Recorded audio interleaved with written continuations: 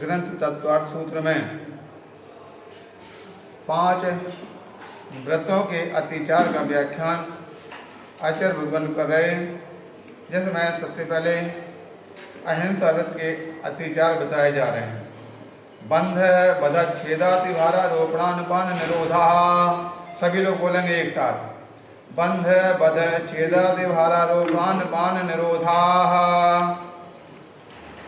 इस प्रकार से बंध बध छेद अतिभारारोपण और अन्नपान निरोध, इस प्रकार से 5 अतिचार हैं।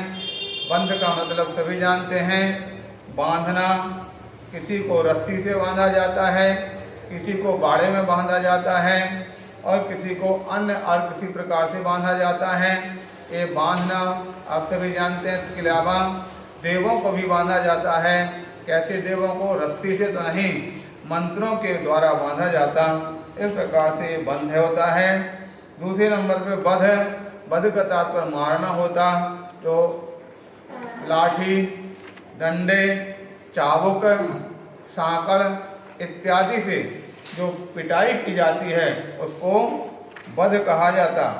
तीसरे नंबर पे आता है छेद। छेद भी सब बहुत सरल है, सभी जानते हैं। किसी जानवरों के, किसी मनुष्यों के नाक, कान इत्यादि का जो छेदन कर दिया जाता है उसे छेद कहते हैं। और उसके पश्चात अतिभारारोपण, ये भी सभी जानते हैं। शक्ति से अधिक भार लादना, चाहे वह जो जानवर हैं, हाथी, घोड़ा, बैल, ऊंट, जिसके ऊपर सवारी की जाती है उन पर लादना, अथवा जो तांगा इत्यादि, बैलगाड़ी इत्यादि पर जो सामान शक्ति से अधिक जो रखना, इसका नाम अतिभारारोपण। और अंत में आता अन्नपान निरोध। और अन्नपान निरोध का मतलब सभी जानते हैं, समय पर भोजन और पानी नहीं देना अथवा अपने इच्छा के अनुकूल नहीं देना, इच्छा से कम अधिक दे देना। इस प्रकार से अन्नपान निरोध नाम का ये 5 अहिंसा व्रत के अतिचार आचार्य भगवंतों ने बताए हैं। सत्यानुव्रत के अतिचार का उपदेश कथन करते हुए बताते हैं, मिथ्योपदेश, रहो व्याख्यान, कूटलेख क्रिया, न्यासापिहार, साकार मंत्र भेदाः। सभी बोलेंगे एक साथ, मिथ्योपदेश, रहो व्याख्यान, कूटलेख क्रिया, न्यासापिहार, साकार मंत्र भेदाः। कहते हैं सबसे पहले मिथ्योपदेश अर्थात मिथ्या उपदेश। मिथ्या का तात्पर्य सबसे जानते हैं, झूठा उपदेश देना अथवा झूठा उपदेश दिलाना। जो किस प्रकार से किसी से कोई बात, अपनी बात मनवाना होती है तो झूठा उपदेश किसी से करवा देते हैं, दूसरों से बुलवा देते हैं, अपनी बात पहले रख देते हैं, सामने वाले को उस प्रकार से उनके हाँ में हाँ मिलवा देते हैं। ये मिथ्योपदेश। रहो व्याख्यान, 2 व्यक्तियों की अथवा स्त्री पति पत्नी की इत्यादि किसी के भी जो गुप्त बात है और एकांत बात को प्रकट करने का नाम रहो व्याख्यान होता। तीसरे नंबर आता है कूटलेख क्रिया अर्थात झूठे दस्तावेज छपाना, झूठे दस्तावेज लिखाना। इस प्रकार से हो सकता है झूठे दस्तावेज का मतलब कभी किसी की जमीन, खेती, मकान इत्यादि अपने नाम कर लिया और अपने उस पर अधिकार जमा लिया, अथवा किसी की कृति, कहानी, कविता, स्तोत्र, पाठ इत्यादि उसको अपना नाम लिखकर उसको अपने नाम कर लिया इत्यादि। इस प्रकार से झूठे दस्तावेज को यहाँ कथन किया जाता है कूटलेख क्रिया। अंत में आगे आता है न्यासापहार। न्यासापहार का मतलब होता है न्यास यानी धन, किसी के द्वारा रखा गया, गिरवी रखा गया, अंत में उसको लोप कर देना, हड़प जाना अथवा वापस नहीं देना इत्यादि, यह न्यासापहार कहलाता है। अंत में आता है साकार मंत्र भेद। साकार मंत्र भेद का मतलब होता है कि किसी के द्वारा गुप्त बात उसको हाथ के, मुख से इत्यादि के इशारे से बता देना, इसका नाम है साकार मंत्र भेद। इस प्रकार से सत्य व्रत के अतिचार जानना चाहिए।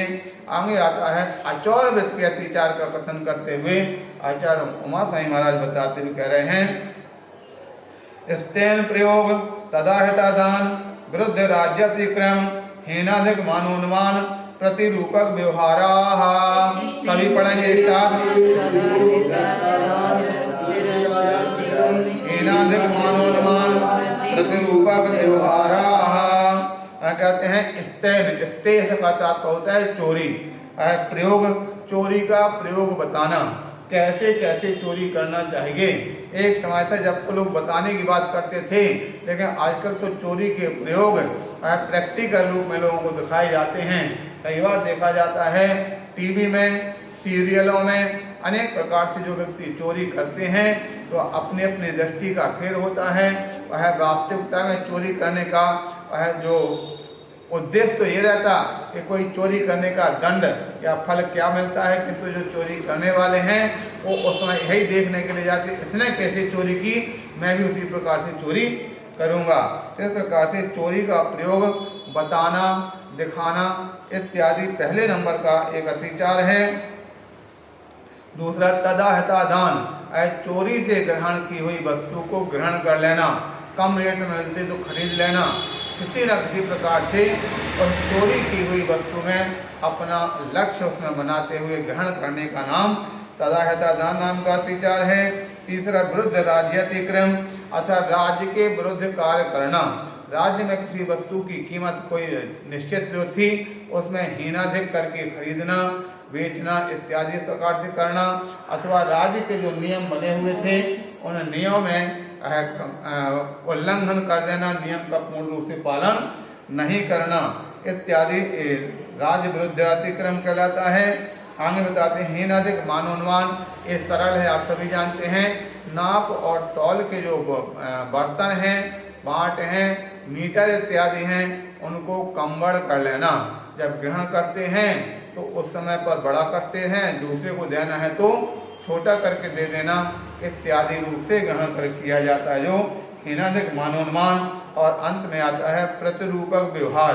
प्रतिरूप का तात्पर्य उसकी समान वस्तु में दूसरी समान वस्तु को मिला करके सेल करना, बेचना, देना, लेना इत्यादि जो भी किया जाता है उसको प्रतिरूपक व्यवहार कहा जाता है। उदाहरण के लिए जिस प्रकार से घी में पाम ऑयल मिला देते हैं, काली मिर्च में पपीते के बीज मिला देते हैं, हल्दी में मिट्टी मिला देते हैं और मिर्च इत्यादि में भी लाल मिट्टी मिला देते हैं इत्यादि। धनिया में धान का जो छिलके हैं उसको मिला दिया करते हैं इत्यादि। अनेक प्रकार से ये मिलावट का काम जो किया जाता है उसको अचौर वृत्त के अतिचार यहाँ कथन किया गया।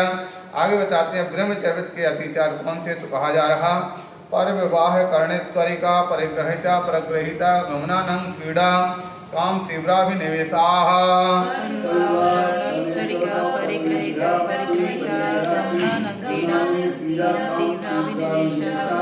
आए ब्रह्मचर्य वृत्त के अतिचारों में पर विवाह करण ये सरल है, दूसरों का विवाह कराना, किसी की बेटा, किसी की बेटी, किसी मिलने वाले, किसी के रिश्ते संबंधी उनका विवाह करना कराना इत्यादि ये परविवाहकरण कहा जाता है। दूसरा तरीका परग्रहिता अपरग्रहिता, ये दो है, परग्रहित स्त्री और अपरग्रहित स्त्री। परग्रहित स्त्री का तात्पर्य सभी जानते हैं, जो किसी की स्त्री है वो परग्रहित स्त्री कही जाती है। अपरग्रहित स्त्री जो किसी की स्त्री नहीं है, जैसे आप विधवा है अथवा ब्रह्मचर्य धारण करने वाली है अथवा शादी नहीं किया है इत्यादि।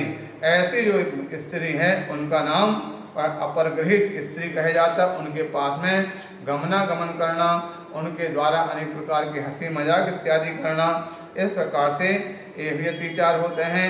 आगे कहते हैं अनंग क्रीड़ा, जो क्रीड़ा के अंग हैं उनके अलावा अन्य अंगों से क्रीड़ा इत्यादि करना, ये अनंग क्रीड़ा कहलाता है।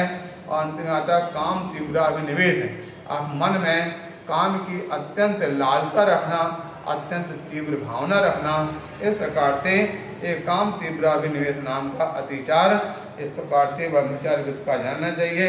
और अंत में जो 5वें नंबर पे आता है अपरिग्रह अथवा परिग्रह परमाण व्रत, इसके अतिचार कौन से हो सकते हैं, तो बताया जाता जो 10 प्रकार का बहिरंग परिग्रह है उनके जोड़े बना करके और उसको अतिचार के अंदर ग्रहण किया गया।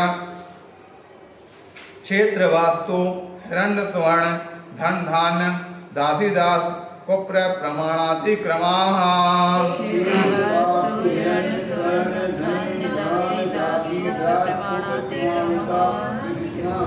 इस प्रकार से अपरिग्रह अथवा परिग्रह प्रमाण के अतिचारों में क्षेत्र वास्तु, क्षेत्र यानी खेत, वास्तु यानी मकान, इनका जो सीमा बना रखी है, मर्यादा ले रखी है, उसको कमबड़ कर देना, हीनाधिक कर लेना। हिरण्य स्वर्ण, हिरण्य अर्थात चांदी, स्वर्ण यानी सोना, इसकी जो मर्यादा बना रखी है उसको हीनाधिक कर लेना। धन धान्य, धन यानी गाय भैंस पशु इत्यादि, धान यानी अनाज इत्यादि, जो अपनी इसकी सीमा बना रखी है उसको हीनाधिक कर लेना। दासी दास या नौकर और नौकरानी, जिस प्रकार से जिनकी सीमा बना रखी है, कितने रखेंगे कितने नहीं रखेंगे, उसको हीनाधिक कर लेना। और कुप प्रमाणातिक्रमा, और कुप के साथ भांड बर्तन, कपड़े और बर्तन इत्यादि जो हैं उनकी जो सीमा बना रखी थी उसको हीनाधिक कर देना। इस प्रकार से ये परिग्रह प्रमाणविद के अतिचार जानना चाहिए।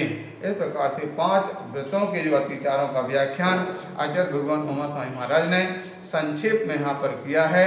इस व्याख्यान के आधार पर हमें अपने जीवन में इस प्रकार से ध्यान करके अच्छी तरह पालन करना कि हमारे लिए अहिंसा व्रत जो हमने धारण किया है उस व्रत में किसी प्रकार के दोष ना लगें, क्योंकि अगर वह दोष लगते रहते हैं तो पहले अतिचार होते हैं, अतिचार आगे चल करके अनाचार में भी परिणत हो जाते हैं। इसलिए हमें अपने जीवन में अतिचारों को दोष को निवारण करना, जैसा कि 16 कर्ण भावना में कहा गया, अनतिचार शील व्रत, अर्थात अतिचार से रहते शील और व्रतों का पालन करना। व्रत सभी जानते हैं 5 व्रत, और शील का तात्पर्य बाड़ी होता है। बाड़ी अर्थात जो सुरक्षा के लिए कवच होता है उसको शील कहा जाता। इस प्रकार से 5 अणुव्रत को या 5 महाव्रतों को ये तो अपनी खेती कहा गया, और 7 शील में 4 शिक्षाव्रत, 3 गुणव्रत, इनको शील अर्थात बाड़ी उसकी रक्षक करने वाले कहा गया। इस प्रकार से ये 5 व्रतों के अतिचारों का व्याख्यान किया, और शील के अतिचारों के व्याख्यान बाद में करते हैं। बोले महावीर भगवान की जय।